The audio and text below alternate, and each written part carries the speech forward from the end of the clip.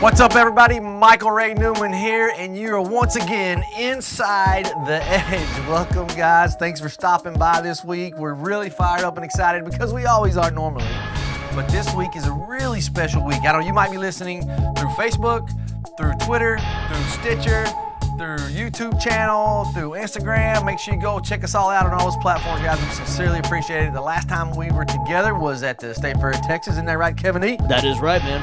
The Monster Millennial over here, just checking it out with us today. So we always have a great time, Kevin and I. We're able to hang out together. We got to riff back and forth. He gives a good millennial perspective, and I give the old man perspective. The more we keep doing podcasts, the more I'm becoming the old man. Yeah, I know, man. You're growing into it. I mean, you got to stay relevant, right? I'm a little worried about That's you right. sometimes. You got to stay relevant. So, but today is really cool, man, because you know we're building this brand. It's called the Inside Edge. We have an Inside Edge closed group on Facebook. And it's a group for motivation, personal development, business training, sales training. It's got a lot of stuff, family encompassed in it. We do a lot of personal stuff, like I said, but it's really unique because of the fact of how we build it, the people that we bring to you. We have a really cool platform. Our stuff, the information that we give you is time-tested and proven and more relevant today than ever, and I will promise you that's true.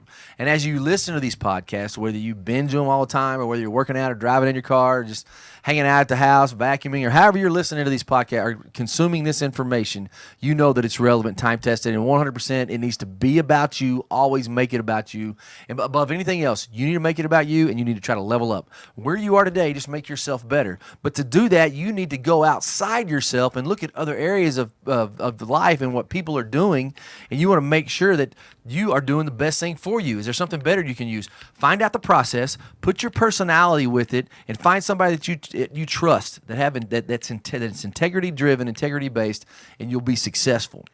And there's three phases to what we say we build on the Edge. Edge Global Inc. is a company that I co-founded, and I'm very, very passionate about it. And it's really cool because the product that we deliver is, like I just said, is time-tested and proven and more relevant today than ever. It's just like this bottle of water. It's just like this. What's inside this bottle is water. We used to drink it out of the creek a long time ago, right, Kevin? And then we drank it out of Mr. ZIGLAR's pump. You'd pump and prime the pump and get it out of there. And then when I was a kid, I cannot relate on any level. Yeah, well, except the water fountain. I'm sure you drink out of a water hose. Sure. Come on, did Of you course. not? Oh, yeah. Did you not drink out of a water hose when you were a kid? Definitely. Yeah, but it doesn't matter how we consume it. This product is relevant. It's the packaging. Now we deliver it in a bottle, right? So or just get it out of the sink or out of filter, but that's what the product that's in here is always the same. It's relevant. So we have a fantastic product. Now, how do we deliver that product? I mean, where are we taking it? Right now they put it in a bottle. That's how they're delivering it now. That's the most relevant. Are you staying relevant? Where are you now to where you need to go? That's why you consume things like this, to make yourself better, to make your business better, to make your life better, your family better, or however that needs to look for you, because it's about you. But what I'm super excited about is the people that we bring to you they're relevant. They're not old. They're not out of date. These people aren't just somebody who are really good teachers who learned it in a book. And nothing wrong with learning, because you're always learning, right? You're never too old to learn, and you're never too young to teach. So we always educate ourselves. We always validate. We always educate and validate those things that we're always doing. But the people that we put in front of you are relevant. They have lived the message. The message that we are delivering, people have lived it and are living it right now. That's why I'm super excited about today, because my right-hand man, co-founder of Edge Global Inc., partner, executive vice president of the Edge, and a really good friend of mine is here with us today. Ladies and gentlemen, where's the clap button that makes everybody clap right there? I'll add it in later. Add that in later. Ladies and gentlemen, the one and only Edwin the Great Britt, right there, brother. Everybody give him a hand. Edwin, how you doing, man? Yeah, hey, Michael, thank you, man. Kevin, what an honor to be here today. Hold on a second. How can you have a bad day when you got win in your name? Hey, that's pretty cool. I mean, Ed win, right? He's always winning. That's what my dad used to tell me. He said, son, no matter how old you get, every day when you get up, you'll always be a new man. You may have a bad day or a good day, but no matter what, you're always going to be a new man. All right, man? But Ed win, I finally found somebody that's got a name that rivals mine. So, brother, but seriously, it's really good to have you here. I am happy to be here, man, and everything you said I totally agree with. Is we got to continue to be putting things inside us, and we can just observe and look out. And I'm really excited about what we're going to be talking about today for those very reasons, Michael. Yeah, and being relevant, man, that's really what I want to touch on a few things today. We want to touch on a few things, but the message that we have and what we've been able to develop this year, and I want you to talk to this a little bit of mindset of a champion, and also I want you to talk, because there's different levels. Mindset of a champion is a huge curriculum, right? It hits our elite business training. It also talks about our sales training. It goes into the leadership. It goes into personal development. But the mindset of a champion encompasses all that. How many times have we done that this year? It's been a lot all over the country. Yeah, we've been all over the country, corporations, and we've done it in a lot of private events too. But let's talk about if you're listening to this, you might be listening to it next year in the middle of summer, spring, it doesn't matter. But right now we're going into the fourth quarter of 2018. And you have put together this program, and I really want to talk to you about how we developed it, what the mindset was behind that, and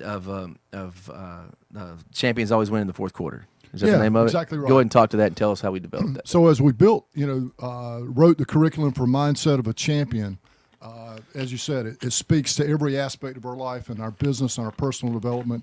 But then we wanted to build something out for really becoming curious. When we think about that, because here's what we discovered. Everybody wants to win, or just about everybody wants to win, right? So we're in football season right now. Two teams enter a field. They play for 4 quarters of a football game, and going into that final quarter, both teams want to win. So the big question that you and I posed and then developed it around our what and why is, why do some people consistently win? Mm-hmm. And that's how we developed that, and we built that around champions always win the fourth quarter. And so that's what we're going to talk about today. Right. And you said 2 key words there that really it comes up over and over in our training. It's 2 words, why and what. When we talk about why and what, a lot of times I talk about it business-wise, is when we're building a process, the procedures manual, we use a process, and that process is based what we're going to touch on today really quickly is Correct. trust. But the why and the what is, why do we do this, and what is out there to make it better? That's when we're doing operational processes. But we ask why and what a lot in a lot of our mindset of a champion. But with this fourth quarter, because we are going into the fourth quarter, a lot of times people are pulling off and waiting and but real champions push forward, because you just never know when it's going to break for you.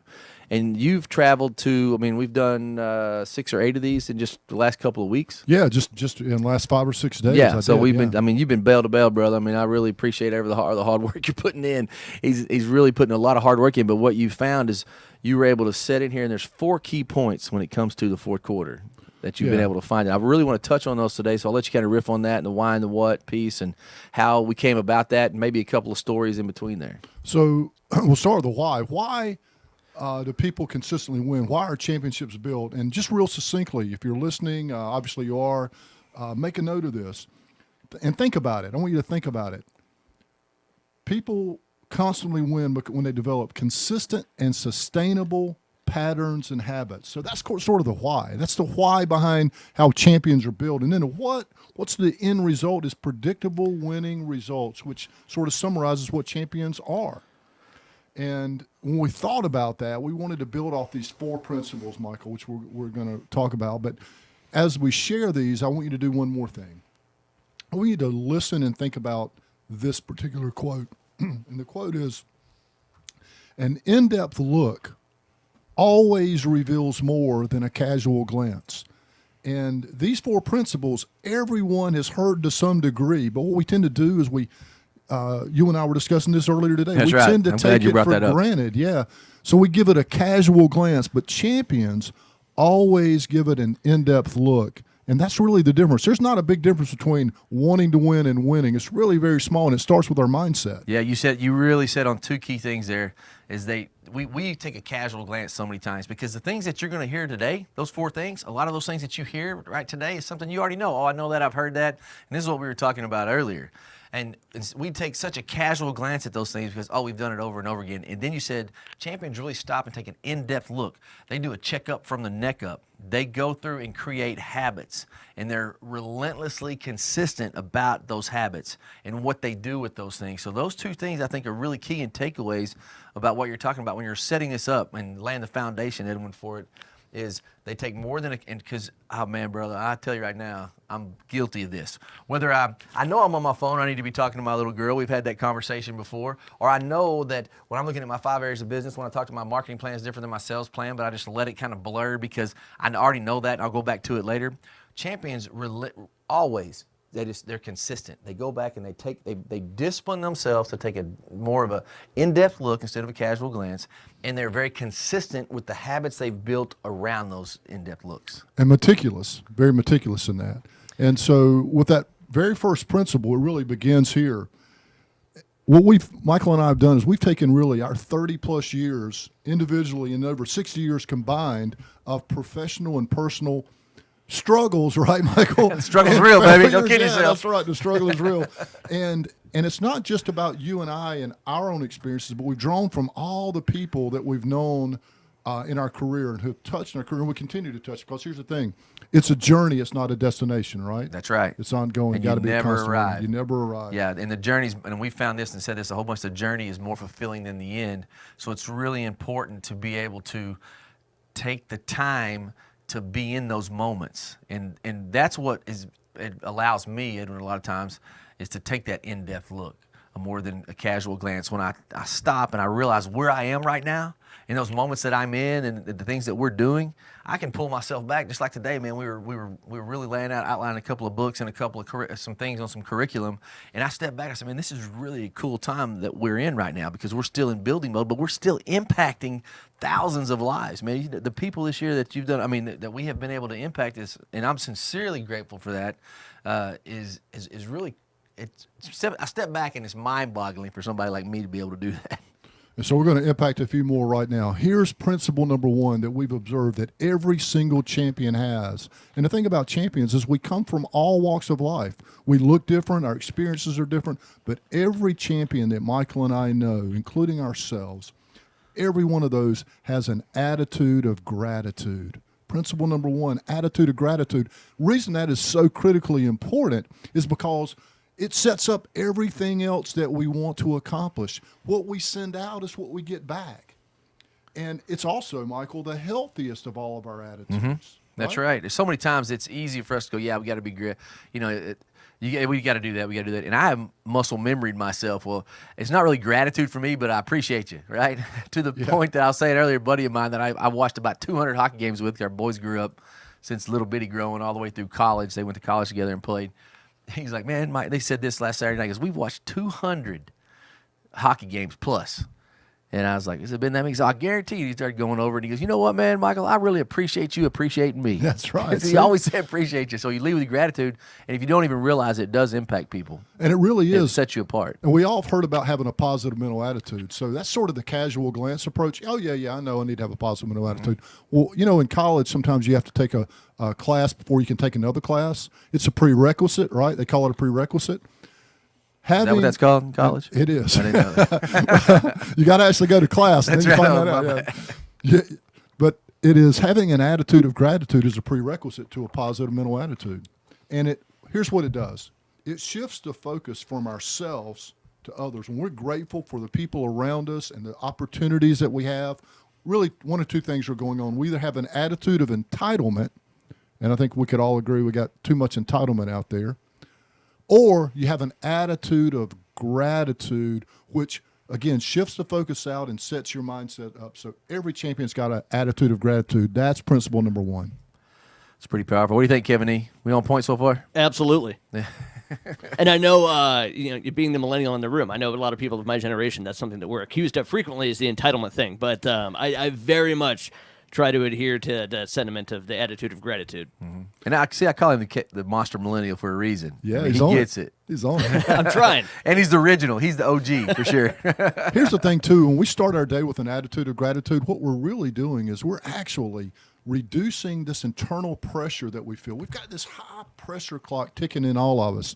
And when we can reduce pressure, resourcefulness and creativity actually go up. And that's the leverage and actually the ledge that champions walk across. And that's a great point. Think about this, Edwin. When you've prepared for a test or you've studied the game plan, when you walk in, are you more confident or less confident? Yeah, absolutely. You're more confident. To me, that really rings true because when you were talking about this, you said this for the last 2 years, you've been saying that. What it does, it decreases pressure and it raises confidence or elevates confidence. I'm not sure exactly how you say it. But that right there really resonated with me because I was able to step back and help positively and negatively when my daughter had prepared for something, my youngest, and even my oldest, when they hadn't prepared for something. Do you remember how you feel and compare and contrast that? And that's just a light bulb moment for me. I really get it, man. I think that stuff is really, I want people to step back. And preparation is key. And it goes back to those consistency, right? It goes back to why and what. And that really right there breeds confidence. And all champions have that. Not cocky, but confident, right? That's right. There's a fine line. There's a difference. That state of mind gives you an edge. That's It right. is. It really does. So principle number 2 that we've noticed in all champions is that champions are always looking outward and upward, never looking downward or backward. You know, we learn the lessons from what happened yesterday, but all too often what happens is we let those things linger, and that becomes our sense of focus. You know, they say two men looked out of prison bars, one saw mud, the other saw stars. The one looking downward never left that institution, continued to live a perpetual life of crime. But the one looking outward and upward, they ended up getting an education while they were there, and they came back now and they advocate and became an attorney, advocating for those inside there. Always look outward and upward. Here's what happens when you do that. You develop a mindset that allows you to expect to win. And there's a difference between expecting to win and hoping to win. Number 2, we realize that we never arrive. It's journey, not a destination. We talked about that, Michael. And then finally, key here, you develop this good finder mentality versus this fault finder approach, kind of back on the entitlement attitude. Mm-hmm. And we can then lean on this. And I know you're big on this, Michael. Prepare and practice. Champions who are looking outward and upward, prepare and practice when no one else is watching. Yep. You see the big stars, the great athletes, they get paid and praised in public for things they've done in private for years. That's right. And there's a really good quote for it like that. I know I butchered it, but that's exactly what that's about. I want to take a step back when you said champions look outward and upward, not down and backwards. And then people say, well, if you don't look back, how are you ever going to get any better? You got to learn from your mistakes. Well, that goes all the way back to the initial thing, more of a casual glance or an in-depth look. When you're looking backwards all the time, you're really taking a casual glance and you're focusing on the negativity, you're focusing on the failure, or you're focusing on, I won then, why do I have to win now? I don't want to put that work back in. But if you really take an in-depth look, you look back, you study, you learn why and what, right? We talked about that. So all this ties back to that very first thing that you talked about in the intro, is that we're going to ask why and what and take an in-depth look opposed to a casual glance. And that statement is powerful, bro. I just hope that people take it, rewind that, play that, write it down, and understand those 3 key points he went by. And I'll let you touch on them really quickly again. But those things are super, super important that we get caught up in about the negativity that failure is an event, not a person, but we think it's a person because of what happened in the past. That's all casual. Look back at it and think, why'd you fail? Probably because you didn't prepare. If you look yourself in the mirror, and I said this to my kids, I said it to myself, when I have a conversation go bad, or I have a relationship go bad, or I lose in a business transaction, or I lose with a customer, my internal customer, an employee that had to fire, or I lose a vendor or a customer, I always look at myself and go, did you do everything in your power? Did you prepare? Did you think, plan, and prepare before you really try to relate and understand that person? When you guys came to a solution opportunity and you lost it, did you really do everything? What happened is I didn't prepare for that. When it comes down to it, I didn't do the right things. So I take that in-depth look and then I learn from it and push forward, outward, and upward, like you said. That's a powerful statement I hope people will take and look at. And then that consistent theme happens again is when we're able to focus on those things, pressure goes down, resourcefulness and creativity goes up. And here's a cool thing. Selling is a transference of feeling. And when you're feeling confident and you have this expectation of winning, you're transferring that to the other person. You know, selling's always about the other person. It's not about ourselves. Mm-hmm. And that's a really cool segue, I think, to point number 3. And that is that every champion that we've met, everyone we know, everyone we get to interact with, all of them have a process for communicating with other people that, again, makes it about them. In other words, they have a client-centered process. When you hear that word client, we tend to think about just business or just selling. but really it applies to our families, to our coworkers, to the people we interact with, the other folks. Do you have a process in place that allows you to create alignment and truly uncover what it is that individual wants to accomplish? Again, not about us, but it's always about them. That's what champions do. They have this, I hesitate to use the word magical, but it is this sense of making people better around them. Every champion we know is that way, right? That's exactly right. You know, one of the biggest compliments that I've ever been told as a coach to me is, man, it's not your studs. You're going to have your studs, right? It's what you get out of that lower half when you get them to really believe in yourself and to buy into your system, to buy into your process. Now, you said two things there that I want people to understand. You said, talk about selling as a transference of feelings, and understand this is not a sales class today. No. There's nobody better than you. You've been number one for over 30 years. You trained under the one and only Mr. Zig Ziglar. Correct. You mentored, you shared the stage with him. You're good at it. You've been number one in every organization you've ever done this in.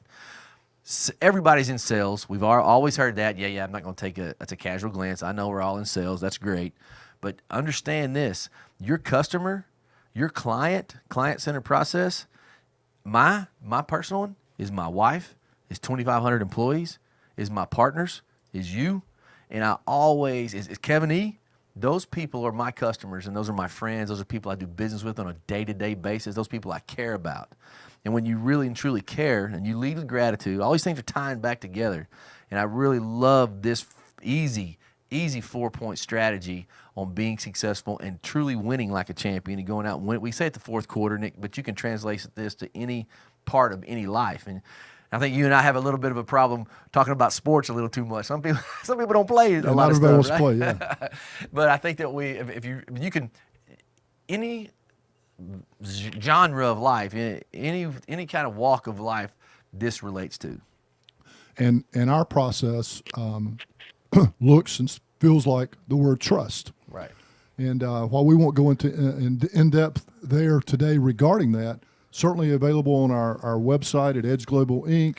And these are the things that Inside Edge, in our closed Facebook Edge group, request to be on the Inside Edge. You get a lot of it there. These are the things that we do in our corporate trainings and that we do in our individual things that we do. So we'll certainly events, networking spell events. that out. But the key is that you have a process that creates alignment and allows you to uncover information. Here's the cool thing.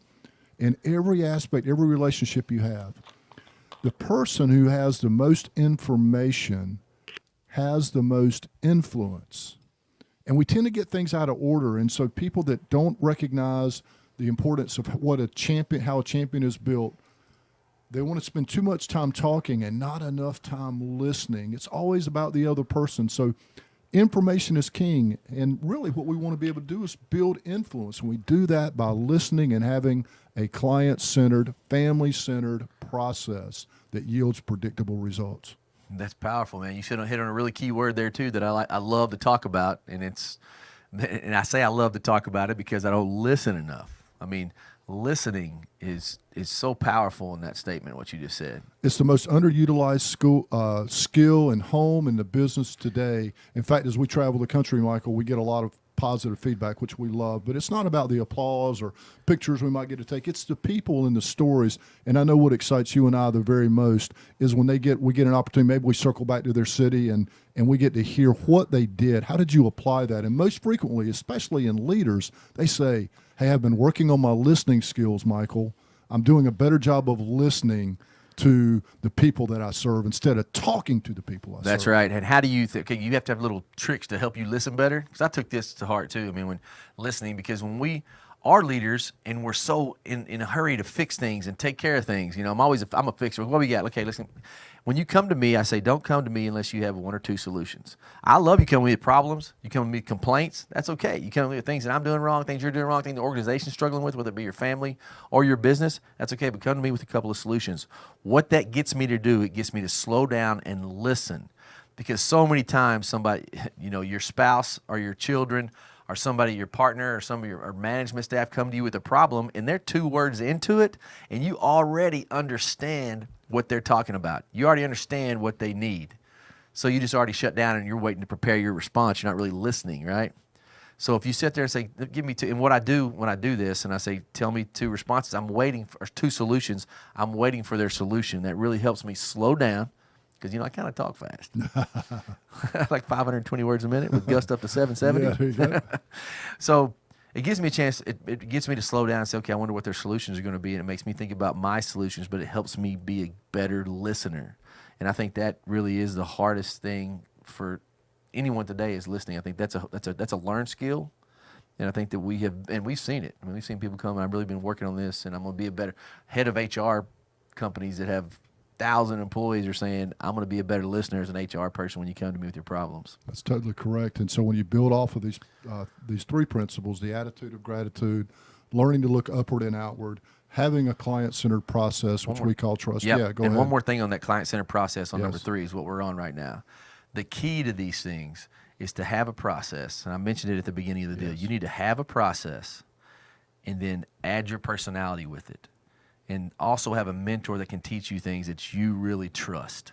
And that happens to be our process is trust, but you believe in their integrity. But don't try to be Edwin. Don't try to be Kevin E. You put the personality, your personality with the process, and you will be successful. No doubt about it. And then the final step, and the thing that we see every champion has, and there's no age restriction or limitation on this, but we really live in 3 buckets. We spend most of our life living in 3 buckets, and they all start with S.